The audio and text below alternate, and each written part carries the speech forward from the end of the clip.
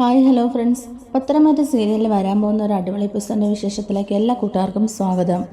അങ്ങനെ നയനയുടെ പൂജയെല്ലാം കഴിയുകയാണ്. പൂജയൊക്കെ കഴിഞ്ഞ പാടെ തന്നെ നയന മുത്തശ്ശൻ്റെയും മുത്തശ്ശിയുടെയൊക്കെ കാലിൽ തൊഴുത് അവരുടെ അനുഗ്രഹമൊക്കെ മേടിക്കുന്നതാണ് കാണിക്കുന്നത്. അത് കഴിഞ്ഞ് മുത്തശ്ശൻ നയനയോട് ചോദിക്കുന്നുണ്ട് വീട്ടിൽ നിന്ന് അച്ഛനും അമ്മയും നന്ദും ഒക്കെ കൂടിയിട്ട് വരുമോ എന്നുള്ള കാര്യം. അന്നേരം നവ്യാണ് കേട്ടോ മറുപടി പറയുന്നത്. നവ്യ പറയുന്നുണ്ട് അച്ഛന് വയ്യാതിരിക്കുകയാണ്, ചുമയും പനിയൊക്കെയാണ്, അതുകൊണ്ട് അച്ഛനും അമ്മയും വരികയില്ല, നന്ദു ചിലപ്പോൾ ഉച്ച കഴിയുമ്പോഴേക്കും വരുമെന്ന് പറയുന്നുണ്ട്. അപ്പം മുത്തശ്ശൻ നയനയോട് പറയുന്നുണ്ട് ഇനി മോള് പുറത്തുനിന്നുള്ള ഫുഡൊന്നും കഴിക്കണ്ട, വീട്ടിലുണ്ടാക്കുന്ന ഫുഡ് മാത്രം ഇനി കഴിച്ചാൽ മതി. എന്തായാലും ഇന്നത്തേക്ക് വേണ്ട പലഹാരങ്ങളെല്ലാം നിങ്ങൾ വീട്ടിൽ തന്നെ ഉണ്ടാക്കുമെന്ന് പറയുകയാണ്. അപ്പം മുത്തശ്ശി പറയുന്നുണ്ട് പലഹാരം ഉണ്ടാക്കാനുള്ള മാവൊക്കെ കുഴച്ച് വെച്ചിരിക്കുകയാണ്, നമുക്ക് എല്ലാവർക്കും കൂടെ അടുക്കളയിലേക്ക് പോകാം, അപ്പോൾ പെട്ടെന്ന് പണി തീരുമെന്നൊക്കെ പറയുകയാണ് കേട്ടോ. മുത്തശ്ശി മുന്നേ പോകുമ്പോഴേക്കും പിന്നാലെ തന്നെ ദേവേനും ജാനകിയൊക്കെ കൂടെ പോകുന്നുണ്ട്. അപ്പോൾ ജലജ മാറി നിൽക്കുകയാണ് കേട്ടോ. അപ്പോൾ മുത്തശ്ശി ജലജയോട് ചോദിക്കുന്നുണ്ട് എന്താ ജലജ നീ വരുന്നില്ലെന്ന് ചോദിക്കുമ്പോൾ ഞാനിപ്പോൾ തന്നെ വന്നേക്കാം അമ്മയെന്ന് പറയുകയാണ് ജലജ. പിന്നെ അവരെല്ലാം അങ്ങോട്ടേക്ക് പോയി കഴിയുമ്പോഴേക്കും ആദർശ് ചന്തുമോളെ എടുക്കുകയാണ് കേട്ടോ. അന്നേരം നയന പറയുന്നുണ്ട് മുത്തശ്ശി ഇന്ന് മോളെ നന്നായിട്ട് ഒരുക്കിയിട്ടുണ്ടല്ലോ, സുന്ദരിയായിട്ടുണ്ടല്ലോ എന്നൊക്കെ പറഞ്ഞ് ഇങ്ങനെ കൊഞ്ചിക്കുമ്പോഴേക്കും അനു ചോദിക്കുന്നുണ്ട് മോക്ക് ഈ ആളെ അറിയാവോ എന്ന്, അതായത് അഭിയെ അറിയുമോ എന്നാണ് കേട്ടോ ചോദിക്കുന്നത്. അന്നേരം ചന്തുമോൾ പറയുന്നുണ്ട് ചെറിയച്ഛന്ന്. ചന്തുമോൾ അങ്ങനെ പറയുന്നത് കേൾക്കുമ്പോൾ തന്നെ നവ്യക്ക് ദേഷ്യം വരികയാണ്. നവ്യ പറയുന്നുണ്ട് ഞങ്ങൾക്ക് ചെറിയച്ഛനും ചെറിയമ്മയെന്നുള്ള പോസ്റ്റിംഗ് ഒന്നും ആരും തരേണ്ട, അതിൻ്റെ ഒന്നും ആവശ്യമില്ല, അതുകൊണ്ട് അങ്ങനെ വിളിക്കേണ്ടെന്ന് തന്നെ പറയുകയാണ് കേട്ടോ നവ്യ ദേഷ്യത്തോടെ. നവ്യ അങ്ങനെ പറഞ്ഞത് അജയന് ഇഷ്ടപ്പെട്ടില്ല. അജയൻ ഉടനെ പറയുന്നുണ്ട് എങ്കിൽ പിന്നെ ചെറിയച്ഛന്ന് വിളിക്കേണ്ട, അച്ഛൻ തന്നെ വിളിച്ചോട്ടെ എന്ന് പറയുകയാണ്. നവ്യക്ക് പിന്നെയും ദേഷ്യം വന്നിട്ട് നവ്യ പറയുന്നുണ്ട് അതെന്തിനാ അമ്മാവ അങ്ങനെ ചെയ്യിക്കുന്നത്, ഇപ്പോൾ ഇവയ്ക്ക് ഒരു അച്ഛനുണ്ടല്ലോ അത് മതി, അല്ലാതെ അഭിയെ പിടിച്ച് അച്ഛനാക്കാനൊന്നും ആരും നോക്കണ്ട.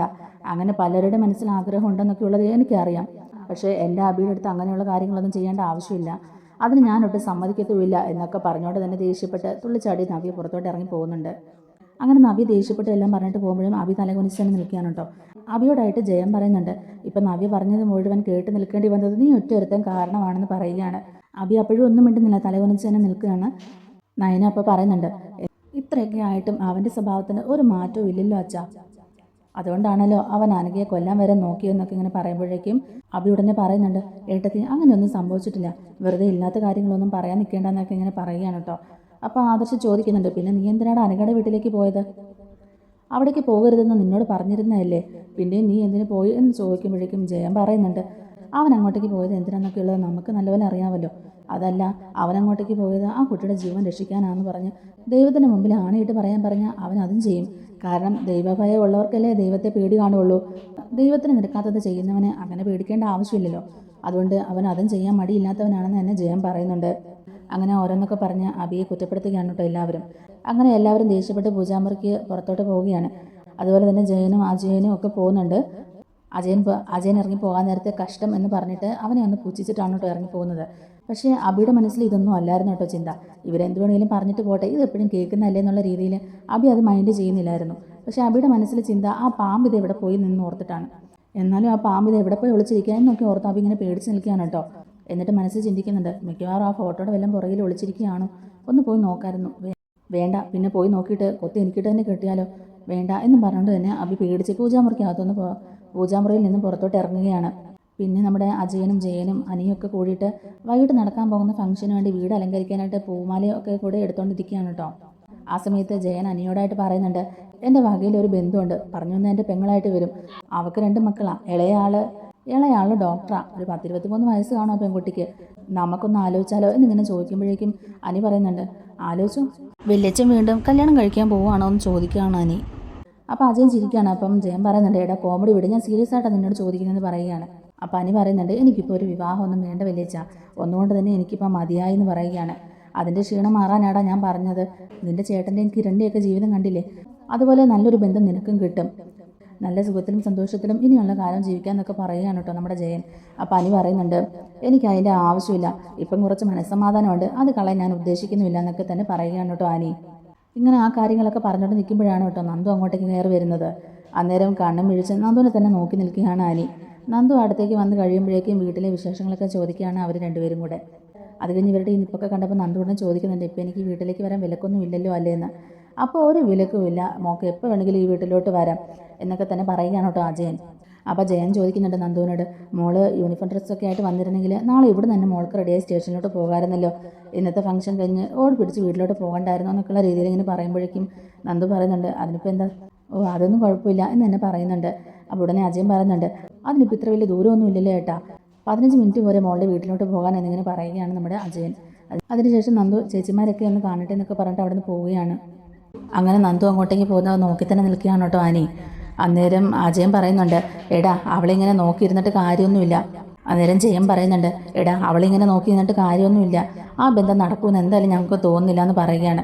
അന്നേരം പറയുന്നുണ്ട്, മോൻ്റെ അമ്മ ഒരിക്കലും ആ ബന്ധത്തിന് സമ്മതിക്കില്ല, ഞങ്ങളും അതിന് കൂട്ടു നിൽക്കില്ല.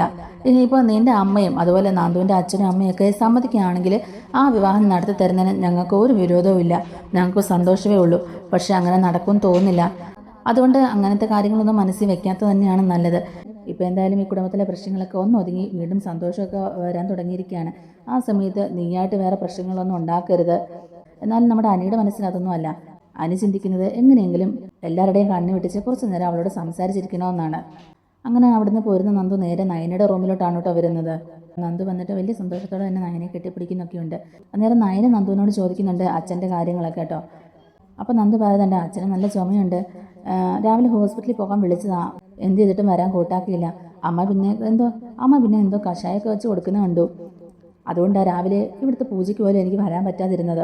എന്തായാലും വൈകിട്ടത്തെ ഫംഗ്ഷനും അച്ഛനും അമ്മയും ഉണ്ടാവില്ലെന്നാണ് തോന്നുന്നതെന്നൊക്കെ ഇങ്ങനെ പറയുന്നുണ്ട്. അതിനുശേഷം നന്ദുവിനോട് നയന ചോദിക്കുന്നുണ്ട്, നീ പിന്നെ അനഘയെ കാണാൻ പോയായിരുന്നോ എന്ന്.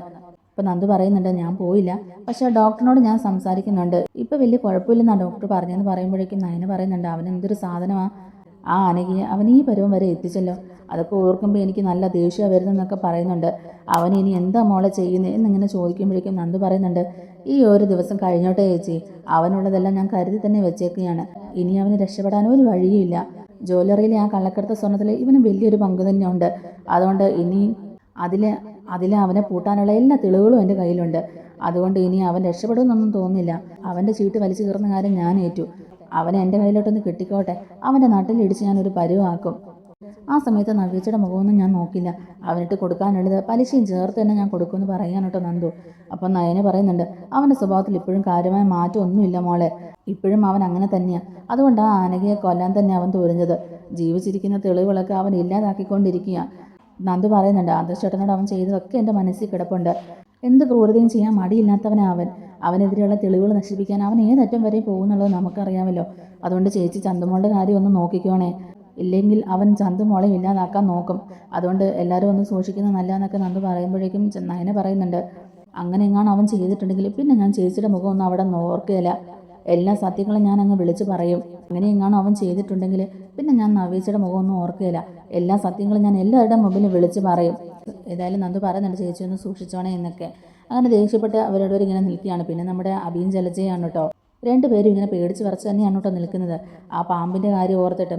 ആ പാമ്പ് പൂജാമുറിയിൽ നിറങ്ങി ഇനി എവിടെയാണ് എന്താണെന്നൊന്നും അറിയത്തില്ലല്ലോ.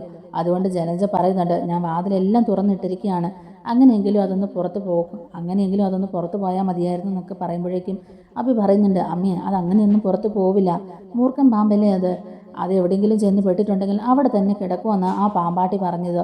അതുകൊണ്ട് രാത്രി ആകുമ്പോൾ എങ്ങനെയെങ്കിലും അയാളെ ഇങ്ങോട്ടേക്ക് കൂട്ടിക്കൊണ്ട് വരണം, എന്നിട്ട് ഈ പാമ്പിനെ പുറത്തേക്ക് കൊണ്ടുപോകണം, അതും അല്ലെങ്കിൽ ആ പാമ്പിനെ നയനയുടെ റൂമിലോട്ട് കയറ്റി വിടണം എന്നൊക്കെ പറയുകയാണ്. അന്നേരം ജലജ പറയുന്നുണ്ട്, ഇനി നീ മണ്ടത്തരം ഒന്നും കാണിച്ച് കുളവാക്കാതിരുന്നാൽ മതി, ഇനി നീ മണ്ടത്തരം ഒന്നും കാണിച്ച് പ്രശ്നങ്ങളൊന്നും ഇരട്ടിപ്പിക്കാൻ നിൽക്കേണ്ട, എങ്ങനെയെങ്കിലും അയാളോട് വന്നിട്ട് ഈ പാമ്പിനെ ഒന്ന് കൊണ്ടുപോകാൻ പറ, അയാൾക്ക് എന്തെങ്കിലും കൊടുക്കണമെങ്കിൽ അതും കൊടുക്കാം. ഇതിപ്പോൾ മനുഷ്യന് മനസ്സമാധാനമായിട്ട് ഒരിടത്ത് നിൽക്കാനോ നടക്കാനോ പറ്റാത്ത അവസ്ഥയായി. ഇങ്ങനെയാണെങ്കിൽ രാത്രി എങ്ങനെ ഒന്ന് കിടന്നുറങ്ങും? 2 ദിവസം ഇവിടെ നിന്ന് അങ്ങ് മാറി നിന്നാലെന്ന് വരെ ഞാൻ ആലോചിക്കുക. ആരെങ്കിലും ആ പാമ്പ് കടിച്ചതിന് ശേഷം ഇങ്ങോട്ടേക്ക് വരാം, അങ്ങനെ എന്തെങ്കിലും ചെയ്താലോ? എല്ലാം കൂടെ ഓർത്തിട്ട് എനിക്ക് ഭ്രാന്തി പിടിക്കുക, പേടിയാവുക എന്നൊക്കെ ഇങ്ങനെ ജലജ പറഞ്ഞുകൊണ്ടിരിക്കുകയാണ് കേട്ടോ. അവയൊന്നും മിണ്ടാതെ ജലജ പറയുന്നതൊക്കെ കേട്ടിട്ട് ഇനി എന്ത് ചെയ്യുമെന്ന് ഇങ്ങനെ ആലോചിച്ചുകൊണ്ടിരിക്കുകയാണ്. അങ്ങനെ ജലജ അവിടുന്ന് പോകുമ്പോഴേക്കും കാലിൽ എന്തോ തട്ടുകയോ എന്തിലോ കയറി ചവിട്ടി കാലിൽ തണുപ്പനുഭവപ്പെടുമ്പോഴേക്കും അയ്യോ എൻ്റെ അമ്മയെന്നും പറഞ്ഞിട്ടൊക്കെ പേടിക്കുകയാണ്. അപ്പോൾ അബി അങ്ങോട്ടേക്ക് വന്നിട്ട് ചോദിക്കുന്നുണ്ട്, എന്താ അമ്മ എന്താ പറ്റിയെന്ന് ഇങ്ങനെ ചോദിക്കുമ്പോഴേക്കും, അല്ലടാ മോനെ, എൻ്റെ കാലിൽ ചെറിയ തണുപ്പ് തട്ടിയപ്പോൾ പാമ്പൻ്റെ പുറത്താണ് കയറി ചവിട്ടിയെന്ന് ഞാനങ്ങ് പേടിച്ചു പോയി എന്നിങ്ങനെ പറയുകയാണ് കേട്ടോ. അപ്പോൾ അബി പറയുന്നുണ്ട്, അമ്മയുടെ മട്ടും ഭാവം ഈ പേടിയൊക്കെ കാണുമ്പോൾ തന്നെ ആൾക്കാർ നമ്മളെ സംശയിക്കും, ഇനി അമ്മയായിട്ട് കൂടുതൽ പ്രശ്നങ്ങളൊന്നും ഉണ്ടാക്കി വെക്കരുതെന്നൊക്കെ പറഞ്ഞിട്ട് അങ്ങനെ ആകെ കുഴപ്പത്തിലായിരിക്കാണ് കേട്ടോ അബിയും ജലജയും കൂടെ. പിന്നെ നമ്മുടെ അനിയും നന്ദുവും കൂടെ കിട്ടുന്ന അവസരമൊന്നും പാഴാക്കാതെ സംസാരിച്ചുകൊണ്ടിരിക്കുന്നുണ്ട്. അപ്പോൾ അനി നന്ദുവിനോട് പറയുന്നുണ്ട്, നീ ഇങ്ങോട്ടേക്ക് വന്നാലോ എനിക്ക് ഒരുപാട് സന്തോഷമായി, ഇടയ്ക്ക് ഇനി ചേച്ചിയെ കാണാനാന്ന് പറഞ്ഞൊക്കെ നീ ഇങ്ങോട്ടേക്ക് വരണം, അങ്ങനെയെങ്കിലും നിന്നെ എനിക്ക് നല്ലപോലെ ഒന്ന് കാണാമല്ലോ എന്നൊക്കെ ഇങ്ങനെ അനി ഓരോ ഐഡിയ ഒക്കെ പറഞ്ഞു കൊടുക്കുകയാണ് കേട്ടോ നന്ദുവിന്. അന്നേരം അനിയോട് നന്ദു പറയുന്നുണ്ട്, നിൻ്റെ ഈ പറച്ചിൽ കേട്ടാൽ തോന്നും കുട്ടിക്കളി മാറാതെ ഒരു കുട്ടിയാണെന്നാണോ നീ വിചാരിച്ചേക്കുന്നത്? എനിക്കിപ്പോൾ ഉത്തരവാദിത്തപ്പെട്ട ഒരു ജോലിയുണ്ട്. ആ ജോലി എനിക്ക് ജോലിക്ക് പോകണ്ടേ, എനിക്ക് എൻ്റെ ഡ്യൂട്ടി നോക്കണ്ടേ എന്നൊക്കെ ഇങ്ങനെ നന്ദു പറയുമ്പോഴേക്കും അനി പറയുന്നുണ്ട്, അതല്ല ഞാൻ പറഞ്ഞത്, നമുക്ക് രണ്ടുപേർക്കും ഒരിടത്ത് തന്നെ ജോലി ചെയ്യാം. നിൻ്റെ ജോലി അങ്ങ് കളഞ്ഞേക്ക് നിൻ്റെ ജോലി അങ്ങ് കളഞ്ഞേക്ക് എന്നല്ലേ നല്ലതെന്നൊക്കെ ഇങ്ങനെ പറയുമ്പോഴേക്കും നന്ദു പറയുന്നുണ്ട്, എടാ ഇനിയിപ്പം നിൻ്റെ ജീവിതത്തിലേക്ക് എനിക്ക് വരാൻ സാധിച്ചാൽ പോലും ഞാൻ എൻ്റെ അംബീഷനും ആഗ്രഹങ്ങളും ഒന്നും വിട്ട് കളയാൻ പോണില്ല. എനിക്ക് ഇനിയും പഠിച്ച ഒരു IPS ഓഫീസർ ആകണമെന്ന ആഗ്രഹം എന്നൊക്കെ പറയുകയാണ് കേട്ടോ. അപ്പം അനി ചോദിക്കുന്നുണ്ട്, ഇങ്ങനെ പോയാൽ വിവാഹം കഴിഞ്ഞിട്ട് നമ്മൾ രണ്ടുപേരും രണ്ട് സ്ഥലത്തായിരിക്കുമോ എന്നിങ്ങനെ ചോദിക്കുന്നുണ്ട്. അന്നേരം നന്ദു പറയുന്നുണ്ട്, രണ്ട് സ്ഥലത്താണ് നമ്മുടെ ശരീരമെങ്കിലും നമ്മുടെ മനസ്സ് എപ്പോഴും ഒന്നല്ലേടാന്ന് ചോദിക്കാണ്. അങ്ങനെ ഭയങ്കര റൊമാൻറ്റിക്കായിട്ട് രണ്ടുപേരും സംസാരിച്ചുകൊണ്ട് നിൽക്കുമ്പോഴാണ് അങ്ങോട്ടേക്ക് ജാനകി വരുന്നത്. രണ്ടുപേരും കൂടെ ഇട്ട് സംസാരിച്ചുകൊണ്ട് നിൽക്കുമായിരുന്നു. ഇതിങ്ങനെ കൂളായിട്ട് തന്നെ ജാനകി ചോദിക്കുന്നുണ്ട്. അപ്പോൾ അനി ഉടനെ പറയുന്നുണ്ട്, ഒന്നുമില്ലാമേ, നന്ദു വന്നപ്പോൾ വെറുതെ കുശലം ചോദിച്ച് നിന്നേ ഉള്ളൂ എന്നൊക്കെ പറഞ്ഞിട്ട് അനി അവിടുന്ന് പോകുന്നുണ്ട്. അനി അങ്ങോട്ടേക്ക് പോയി കഴിയുമ്പോഴേക്കും ജാനകി നന്ദുവിനോട് പറയുന്നുണ്ട്, അവൻ പറഞ്ഞൊന്നും ഞാനങ്ങനെ പൂർണ്ണമായിട്ട് വിശ്വസിച്ചിട്ടൊന്നുമില്ല. ഒരു കാര്യം ഞാൻ പറഞ്ഞേക്കാം, രണ്ടുപേരുടെ മനസ്സിൽ എന്തെങ്കിലും ആഗ്രഹം ഉണ്ടെങ്കിൽ അതങ്ങ് മറന്നു തന്നെയാണ്, അതങ്ങ് വേണ്ടെന്ന് വെച്ചേക്കുന്ന തന്നെയാണ് നല്ലത്. വേറൊന്നും കൊണ്ടല്ല, ഒരേ വീട്ടിൽ നിന്ന് 3 പേരെ ഇങ്ങോട്ടേക്ക് കൊണ്ടുവരുന്നതിനോട് എനിക്ക് ഒട്ടും തന്നെ താല്പര്യമില്ല. അതുകൊണ്ടാണ് അനാമികയെ സപ്പോർട്ട് ചെയ്ത് ഞാൻ ഒരുപാട് തന്നെ കുറ്റപ്പെടുത്തിയിട്ടുണ്ട്. അതിലെനിക്ക് നല്ല വിഷമമുണ്ട്. പക്ഷേ ഈ ഒരു ബന്ധം നടക്കുകയില്ല. അതുകൊണ്ട് തന്നെ രണ്ടുപേരുടെ മനസ്സിൽ എന്തെങ്കിലും ആഗ്രഹം ഉണ്ടെങ്കിൽ അതങ്ങ് കളഞ്ഞേക്കണം. ഇനി എനിക്കൊരു വിവാഹം വരുമ്പം ഇതിൻ്റെ പേരിൽ ഒരു പിടിവലിയോ ബുദ്ധിമുട്ടോ ഒന്നും തന്നെ ഉണ്ടാകാൻ പാടില്ല. നിൻ്റെ അച്ഛൻ്റെ അമ്മയുടെ അഭിപ്രായം തന്നെയാണ് എനിക്ക്. ഇനി മൂന്നാമതൊരാൾ ഈ വീട്ടിലേക്ക് വേണ്ട. അതാണ് എൻ്റെ തീരുമാനം. അതുകൊണ്ട് നിങ്ങൾ തമ്മിൽ ഇപ്പോഴും എന്തെങ്കിലും സ്നേഹം ഉണ്ടെന്നുണ്ടെങ്കിൽ അതങ്ങ് മറന്നു കളയുന്നത് തന്നെയാണ് നല്ലതെന്നൊക്കെ പറയുകയാണ് കേട്ടോ. അങ്ങനെയൊക്കെ പറഞ്ഞിട്ട് ജാനകി അവിടുന്ന് കയറി പോകുന്നുണ്ട്. പക്ഷേ അത് കേൾക്കുമ്പോൾ നന്ദുവിന് ഒരുപാട് വിഷമാവുന്നുണ്ട്. നന്ദു എന്നിട്ട് മനസ്സിൽ പറയുന്നുണ്ട്, ജീവിതത്തിൽ ഞാൻ ആകെ തെറ്റ് ചെയ്തത് ഈ ഒരു കാര്യത്തിൽ മാത്രമാണ്. അതിനും എനിക്ക് തടയിടാൻ പറ്റുന്നില്ലല്ലോ ദൈവമെന്നൊക്കെ ഓർത്തിങ്ങനെ വിഷമിച്ചിരിക്കുകയാണ് കേട്ടോ നന്ദു. അങ്ങനെ ആവി പിന്നെ സച്ചിയെ വിളിക്കുകയാണ് കേട്ടോ. ആവിക്ക് ആകെ ഭയങ്കര ടെൻഷനാണല്ലോ. അപ്പോൾ അവരുടെ പ്ലാൻ എന്തായാലും ഫ്ലോപ്പ് ആയി പോയെന്നുള്ള കാര്യങ്ങളൊക്കെ CI സച്ചിദാനന്ദനെ വിളിച്ചിട്ട് പറയുന്നുണ്ട്. പാമ്പ് ആ പൂക്കോട്ടയിൽ നിന്ന് ഇറങ്ങിപ്പോയി. രാവിലെ പൂജ ചെയ്യാൻ നേരത്തെ പാമ്പ് ആ പൂക്കോട്ടയിലില്ലായിരുന്നു. പൂവ് മാത്രമേ ഉള്ളായിരുന്നു. ആ പാമ്പ് എവിടെ പോയെന്ന് അറിയത്തില്ല. ആ പാമ്പ് സ്റ്റെപ്പൊക്കെ കയറി വരും, അതുകൊണ്ട് തന്നെ സൂക്ഷിച്ചോണം എന്നൊക്കെ CI സച്ചിയും പറയുന്നുണ്ട്. പിന്നെ മൂർഖം പാമ്പല്ലേ, അതുകൊണ്ടൊന്ന് സൂക്ഷിച്ചോണേ എന്നൊക്കെ ഇങ്ങനെ പറയുന്നുണ്ട് കേട്ടോ. അപ്പോൾ അഭി പറയുന്നുണ്ട്, ഒരു സമാധാനവും ഇല്ലാതിരിക്കുക ഇവിടെ, ടക്കിന് വെച്ചത് കൊക്കിന് കൊണ്ടുവന്ന് പറഞ്ഞ അവസ്ഥയാണ്. നമ്മൾ ഉദ്ദേശിച്ചവർക്ക് കടിയും കിട്ടിയില്ല, ഇനി പാമ്പ് കടിയേറ്റ് മരിക്കേണ്ട ഒരു അവസ്ഥ വരുമെന്നൊക്കെ ഓർത്തിങ്ങനെ CI സച്ചിയോട് ഇങ്ങനെ ഓരോന്ന് പറഞ്ഞുകൊണ്ടിരിക്കുന്ന സമയത്ത് തന്നെയാണ് നമ്മുടെ അബിയുടെ മുമ്പിലേക്ക് ആ പാമ്പ് ഇങ്ങനെ ഇഴഞ്ഞു വരുന്നത്. ആ പാമ്പ് അബിയെ ലക്ഷ്യമാക്കി പതിയെ ഇഴഞ്ഞു വരികയാണ് കേട്ടോ. അബി ഇങ്ങനെ കണ്ണും മിഴിച്ച് ആ പാമ്പിനെ നോക്കിക്കൊണ്ടിരിക്കുകയാണ്. ഇത്രയൊക്കെയാണ് ഇന്നത്തെ വിശേഷങ്ങൾ. പിന്നെ ഇതിൻ്റെ കൂടെ ഇന്നത്തെ ഒരു പ്രൊമോയും കൂടി കാണിക്കുന്നുണ്ട്. നന്ദു അബിയെ അറസ്റ്റ് ചെയ്യാനായിട്ട് അനന്തപുരിയിൽ ചെന്നിട്ടുണ്ട്. അബിയെ അറസ്റ്റ് ചെയ്തുകൊണ്ട് ഇറങ്ങുമ്പോഴേക്കും തന്നെ നവ്യ അവിടെ ഉടക്കുന്നുണ്ട്. നന്ദു നല്ല കട്ട കലിപ്പിൽ തന്നെയാണ് കേട്ടോ. അബിയെ അറസ്റ്റ് ചെയ്ത് ലോക്കപ്പിലിട്ട് നല്ല ഇടിയൊക്കെ കൊടുക്കുന്നുമുണ്ട്. നവ്യ പിന്നെ അബിയെ കാണാനായിട്ട് സ്റ്റേഷനിലോട്ടൊക്കെ ചെല്ലുമ്പോഴേക്കും അബിയെ പൊതിരത്തില്ലെന്ന നന്ദുവിനെയാണ് കേട്ടോ കാണുന്നത്. അങ്ങനെ അവർ തമ്മിൽ സ്റ്റേഷനിൽ വെച്ച് തന്നെ ഒരു വാക്ക് തർക്കമൊക്കെ ഉണ്ടാകുന്നുണ്ട്. അത് കഴിഞ്ഞിട്ട് നവ്യ വീട്ടിലോട്ട് വന്നിട്ട് എല്ലാവരോടും ഭയങ്കരമായിട്ട് ദേഷ്യപ്പെടുകയാണ്. നിങ്ങളെപ്പോലൊരു 2 അനിയത്തിമാരെ കിട്ടിയതാണ് എൻ്റെ ശാപം എന്നൊക്കെ പറഞ്ഞിട്ട് ഭയങ്കര സീനൊക്കെ ഉണ്ടാക്കുന്നുണ്ട്. ഇതൊക്കെ പ്രൊമോ വിശേഷങ്ങളാണ് കേട്ടോ. നമ്മുടെ വീഡിയോ ഇഷ്ടമായിട്ടുണ്ടെങ്കിൽ ഒന്ന് ലൈക്ക് ചെയ്യണേ. അതുപോലെ തന്നെ ചാനൽ കൂടി ഒന്ന് സബ്സ്ക്രൈബ് ചെയ്ത് സപ്പോർട്ട് ചെയ്യണേ.